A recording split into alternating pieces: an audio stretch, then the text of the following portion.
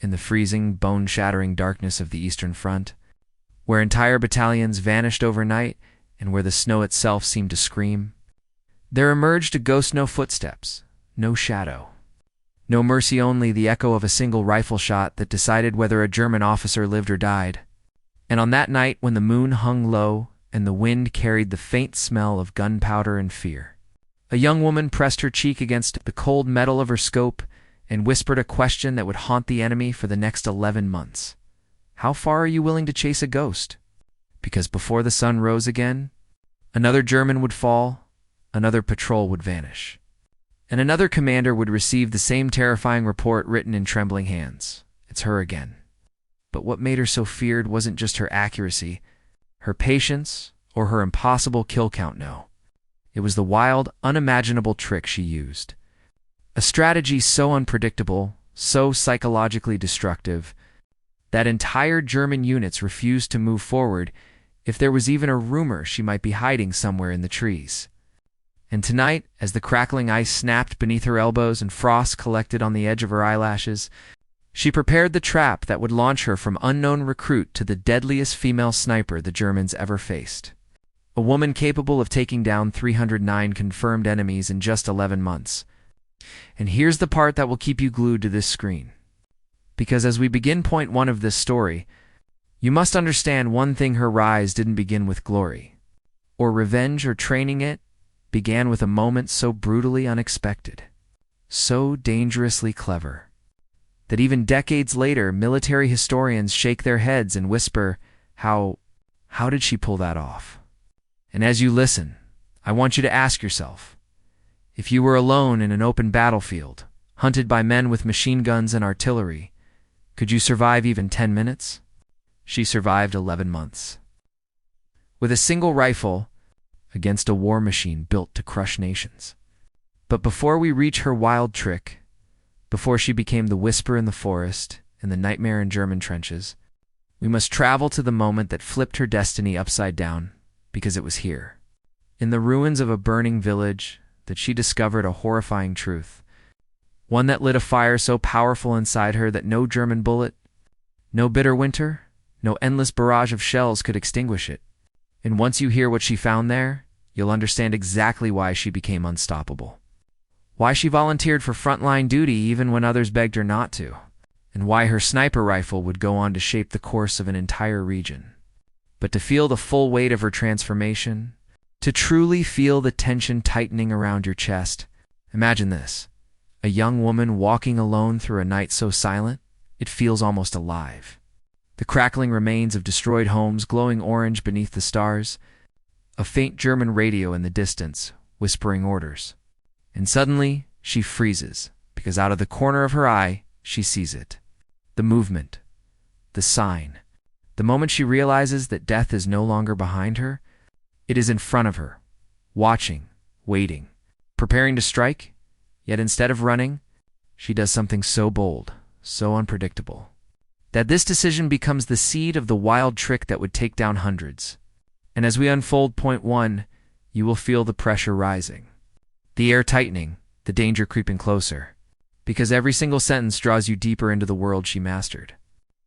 A world of shadows, frozen breaths, invisible duels, and a battlefield where one wrong breath meant instant death. So stay with me, don't blink.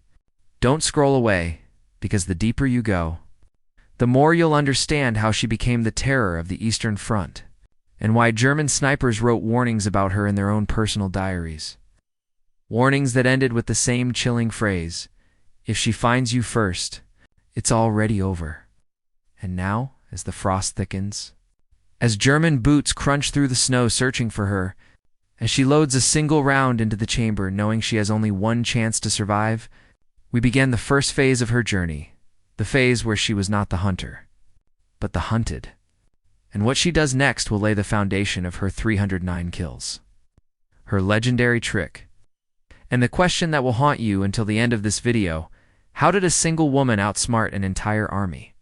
And as she crouched lower into the frozen mud, the world shrinking into the thin line of her rifle barrel and the breath fogging quietly in front of her lips, she felt that strange, electric calm that only comes to people standing face to face with death.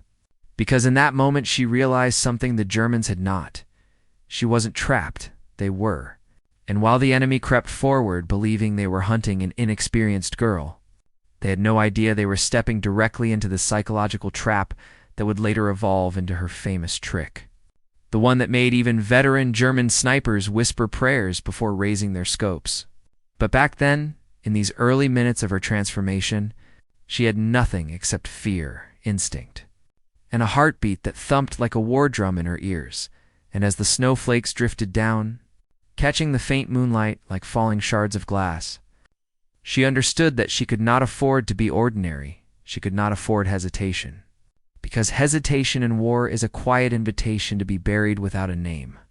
And while she watched 3 German silhouettes, advancing rifles raised, boots crunching through the ice, she tightened her grip and prepared the move that would change her life forever. A move so unexpected that the Germans froze the moment they saw it. The moment they realized this was no ordinary civilian, and as she pulled the trigger, the crack echoed through the forest with a violent finality that seemed to tear open the night sky itself. But she didn't stop there, because the true secret of her future dominance wasn't in her shooting it, was in what she did immediately after the shot. Slipping into the darkness, repositioning with the fluid precision of a predator who doesn't wait to see if the prey falls. Because she knew that victory in sniping wasn't about a single bullet, but about becoming unpredictable, unreadable, untouchable. And at that moment, as German panic rippled across the clearing, she vanished deeper into the trees, planting the seed of fear that would become her most powerful weapon. And this is exactly why her legend spread like wildfire across the front line. Not because she fired the most shots, but because she created a terrifying illusion, an illusion that she was everywhere at once, a shifting ghost who defied logic, one who never repeated the same position twice, never left the same footprint pattern, never gave the Germans even one detail they could rely on. And that right there is the foundation of her wild trick. The psychological manipulation that allowed her to mentally break enemy soldiers long before her bullet reached them. And as dawn approached, casting a faint blue glow over the blood-stained snowfield, she stared at her trembling hands, not with fear, but with realization. The realization that she had crossed an invisible line, from civilian to hunter, from hunted to unstoppable force. And in the quiet stillness, she asked herself the same question. You might be asking right now, was she ready for what she had just awakened inside her? Because 11 months later, she would stand atop a mountain of 309 confirmed kills, each one carried out with escalating precision, escalating confidence, escalating psychological warfare. But every single kill, every terrifying German rumor, every trembling enemy patrol started right here. With the moment she embraced the one truth that separates survivors from legends, war does not reward the strongest hit, rewards the most unpredictable. And unpredictability became her religion, her strategy, her signature. And as she walked back toward the ruined village, she felt something shifting in the air, as if the universe itself had opened a new path for her. A path paved not with destiny, but with choices she would soon make when she joined the sniper school. Choices that would push her through unbearable training, stomach-turning cold, back-breaking endurance tests, and psychological pressures designed to break even the toughest recruits. But she would pass them one by one because she had something the others didn't. She had already tasted the feeling of being outnumbered, outgunned, and still winning, and as rumors of a young woman defeating a 3-man patrol spread throughout the region, the military commanders took notice, and this is where her metamorphosis accelerated, where she was shaped, sharpened, and hardened into a weapon so precise that generals would later cite her as a turning point in local engagements. But before she reached that elite level, before her kill count skyrocketed, she faced one test, one brutal initiation that almost ended her journey before it began. A test so dangerous that only a handful of recruits ever survived it. And yet she walked into it willingly, driven by the memory of what she found in that burning village. Driven by the promise she whispered into the smoke-filled air that night. A promise that still rings through history. I won't stop until they fear my name. And if you stay with this video, if you don't look away, don't pause. Don't Blink You will discover the exact moment when her wild trick was born. The moment when survival, intelligence, and pure rage fused together into a strategy that no German soldier could predict or counter. And this is where Point 1 reaches its most critical turn. Because as she marched into sniper training with nothing but determination and a mind sharpened by trauma, the instructors looked at her with doubt, with amusement, with underestimation. And in the split second, she saw their smirks. She made a silent decision. She would outshoot them, outthink them, and outlast them. And in the coming months, she would break records, break expectations, and break the psychological backbone of every enemy sniper sent to eliminate her. But before any of that could happen, before her name was carved into wartime records, she faced the first sniper duel of her life, a duel so intense that even the ground seemed to hold its breath. A duel that would set the tone for every encounter she had afterward, because in that duel for the first time, she came face to face with an enemy sniper who was just as skilled, just as patient, just as deadly. And what happened between these two ghosts of the battlefield became the ignition spark for the wild trick she would later perfect, because as she slid into position for that first true sniper duel, feeling the biting frost crawl under her uniform and the crushing silence swallow every sound around her, she realized she was no longer dealing with patrol soldiers stumbling blindly through the snow. This was a predator, a professional killer sent specifically to remove her, a man who had already claimed dozens of Soviet lives and wore his reputation like a cold. Invisible crown and the air between them felt charged.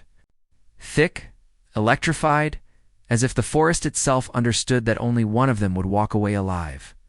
And as she pressed her body flat against the ground, slowing her breathing until her heartbeat became almost silent, she replayed every lesson she had learned so far: patience, stillness, misdirection, and most importantly, the psychological chess match that every sniper duel turns into. Because a duel like this wasn't about who could shoot faster, it was about who could outweight the other, who could manipulate the terrain, who could bait, bluff, deceive, and control the rhythm of fear. And as minutes turned into hours and hours into an agonizing, tension-filled standoff, she began to understand the true nature of the battlefield she had chosen. A battlefield where time stretched, where nerves frayed, where the slightest twitch could spell death.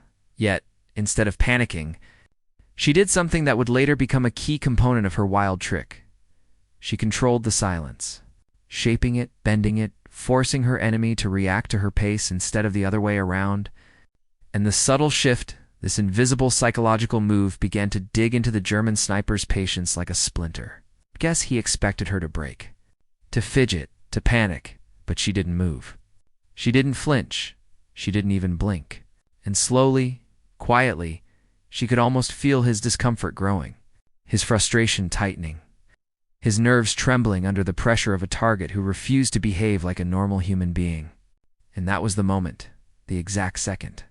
She realized something extraordinary. She had a mind built for this, not just the physical skill, not just the steady hands or the sharp eyes, but the mental endurance to outsuffer, outwait, and outthink anyone who came after her.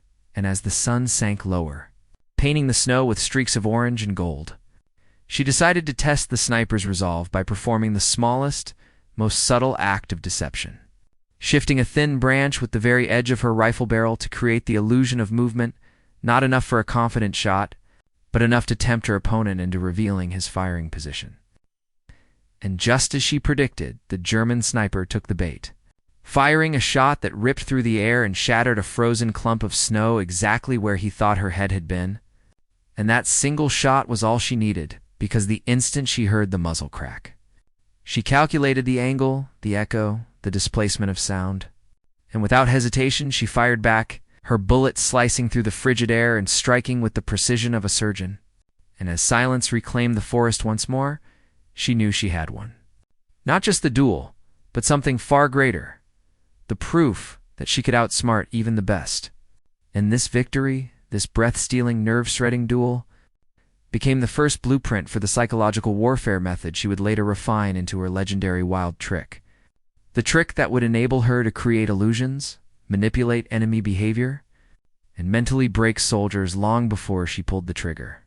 And as she crawled toward the defeated sniper to confirm the kill, she noticed details: footprints, broken ice, disturbed branches that taught her more about enemy snipers than any training manual ever could. Details she stored deep in her mind, crafting a mental library of enemy habits, weaknesses, and predictable patterns that she would later weaponize again and again. But even in that moment of triumph, she didn't smile, didn't celebrate, because deep inside she understood something chilling. Every duel would get harder, every opponent more skilled, every battlefield more unforgiving. And to survive, to dominate, she would need to evolve, to innovate, to transform herself into something beyond human predictability.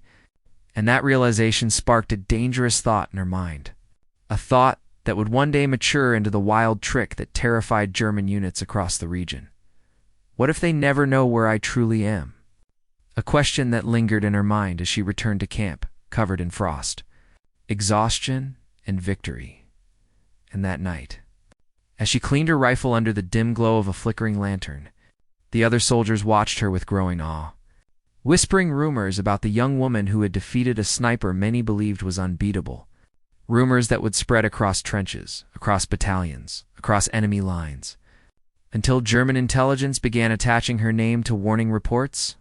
And yet she didn't care about rumors or recognition. Her focus was aimed at something far deeper, something carved into her memory like a wound: the image of the village she lost, the lives the Germans took, the quiet promise she made to herself amidst the burning ruins.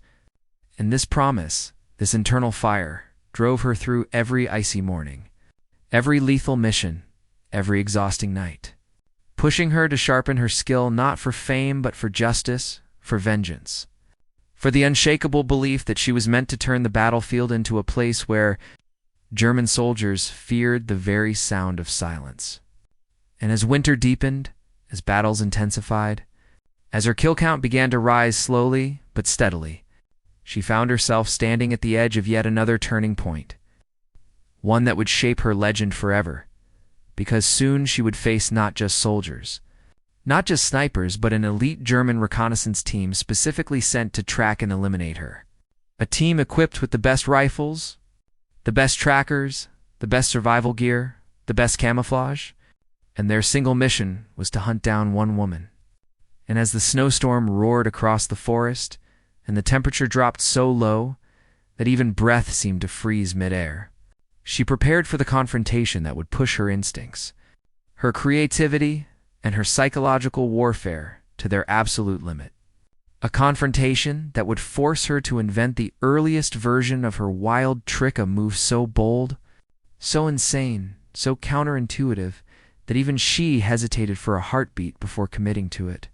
But once she executed it, the Germans panicked so violently that they abandoned their carefully planned formation, giving her the opening she needed to dismantle them one by one. And the story of that battle, how she manipulated fear itself and used the forest as her silent alleys, where she truly stepped out of being a sniper and became a myth, a whisper, a supernatural threat in the minds of her enemies. And that is exactly where this point is headed next, as we dive deeper into the moment that shaped her unstoppable rise. The moment where she discovered that fear, when weaponized correctly, is far more deadly than a bullet. As the storm intensified, and the wind howled like a wounded creature tearing across the treetops, she moved through the forest with a fluid, unnatural grace, blending into the environment so perfectly that even the trees seemed to shield her. And this was exactly why the elite German reconnaissance team, a unit hand-picked for their tracking skills, began to falter.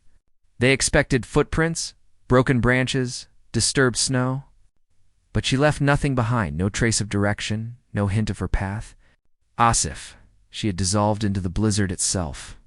And this invisible presence began scratching at the edges of their confidence, because even the most elite soldiers rely on patterns.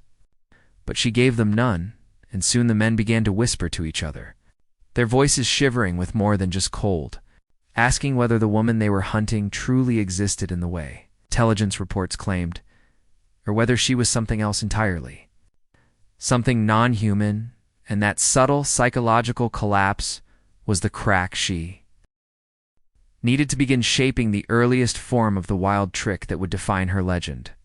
Because she understood a simple, terrifying truth.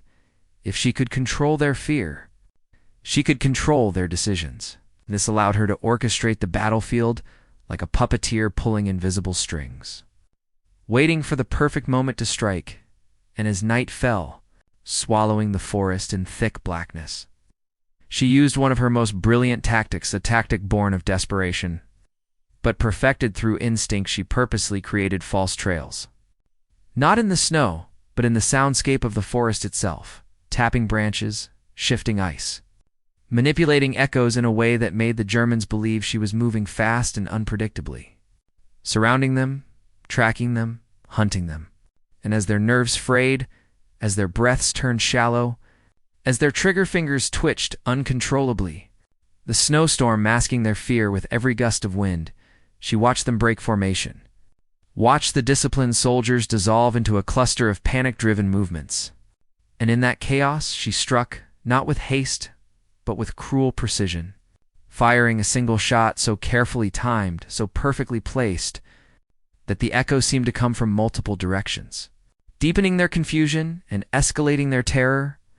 In the moment that shot rang out, the team's cohesion shattered completely, sending them fleeing in 3 different directions, their survival instincts overwhelming their training. But she didn't chase them, not yet, because she knew something they didn't.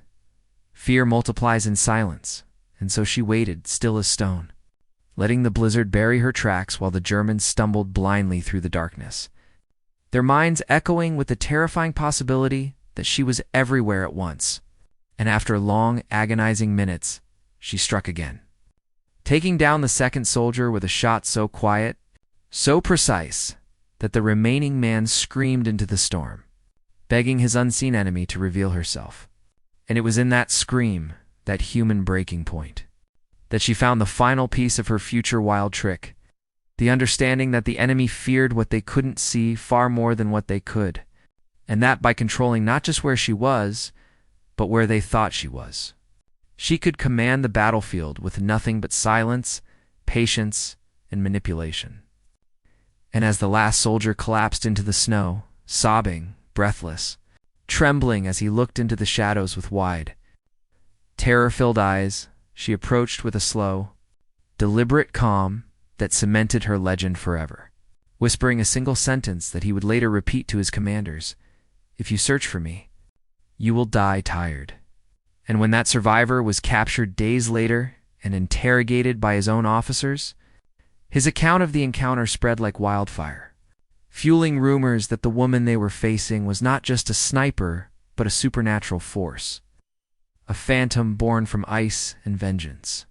And those whispers, the ones spoken in fear and disbelief, in trembling midnight conversations, became her greatest weapon, because they planted the seeds of panic in enemy soldiers long before she ever arrived on the field.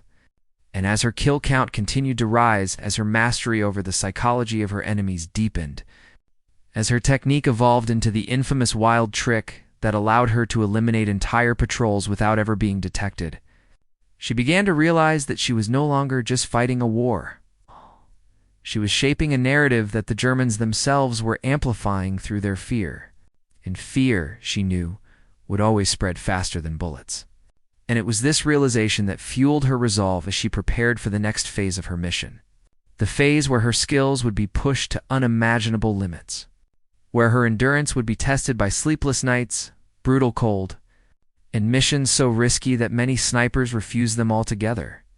But she accepted them without hesitation, driven by the unshakable fire burning inside her, the memory of the village, the loss, the promise she made, and most importantly, the desire to turn the battlefield into a place where every German soldier felt death breathing down their necks, even when she was miles away. And that is where the story edges now, toward the moment when her wild trick evolved from instinct to strategy, from strategy to mastery, setting the stage for the kill streak that would shock military historians and cement her as one of the deadliest, most psychologically effective snipers of the entire war. And as she crawled into her final firing position, knowing this mission could rewrite her legacy forever, The air around her felt unnaturally still, as if the entire forest was holding its breath, waiting to see whether the woman who had outsmarted, outweighted, and outshot 309 German soldiers in just 11 months could survive one last, unthinkably dangerous assignment, an assignment so secretive that even her commanders refused to put it in writing. An assignment whispered only in locked rooms by men who never lowered their voices but did now. Because this was no ordinary mission. This was the moment where her life's purpose, her wild trick, her psychological warfare mastery, and every ounce of pain she carried converged into a single, terrifying challenge. To eliminate the German sniper commander who had studied her patterns, analyzed her kill sites, mapped her behaviors, and believed he had finally uncovered the method behind her dominance. And as she listened to his patrols moving like shadows beneath the trees, she realized something chilling: the commander wasn't hunting her. He was trying to become her, mimicking her silence, her movements, her unpredictability, and for the first time, she felt the echo of her own techniques being used against her, turning the battlefield into a mirror where predator and prey switched roles endlessly with every shifting wind. And she understood that this duel wasn't just physical, it was psychological. A mental chess match between two minds capable of weaponizing fear itself. And the hook that should grip you right now, the question you cannot look away from, is this: what happens when the unstoppable force meets the student who studied every step she ever took? Because he had built traps designed specifically for her. Traps so clever that any other sniper would have died within minutes. But she was not any other sniper. She was the ghost of the Eastern Front. The woman whose very silence could break hardened soldiers. And she knew the only way to win was to abandon every pattern, every habit, every instinct she had relied on for 11 months, and unleash a new version of her wild trick so dangerous, so unpredictable that even she hesitated before attempting it. But hesitation was death. And death was stalking her through the fog, so she took a slow, freezing breath and prepared to execute a maneuver no one had ever documented in sniper warfare, a maneuver so insane, so counterintuitive that if it failed, she wouldn't just die. She would die confused, trapped inside her own idea. But if it worked, it would cement her as a legend whose name would outlive every soldier on that front. And with the German commander circling closer, her heart pounding, her breath controlled to the edge of stillness, she asked herself the final question she would ever ask on a battlefield. If he thinks he finally understands me, can I use that against him? Because he believed she would retreat, hide, relocate, and strike from distance. But instead she did the unthinkable: she moved toward him, closing the gap inch by inch, entering his blind angle at a range so dangerously close that every rule of sniping collapsed. And in that suicidal proximity, she prepared the final piece of her wild trick.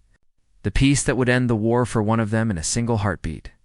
And as the commander lifted his scope, believing he had finally cornered the phantom he had hunted for months, he didn't realize the forest behind him shifted, ever so slightly, in a way that only one person on Earth could move without sound. And the final duel, the duel that shaped her legend, was about to erupt in a flash of impossible skill, impossible timing, and impossible psychological mastery. Because when the last shot of her career snapped through the freezing air, the world fell silent, not because the battle was over, but because everyone who would later hear the story asked the same breathless question: how did she do it?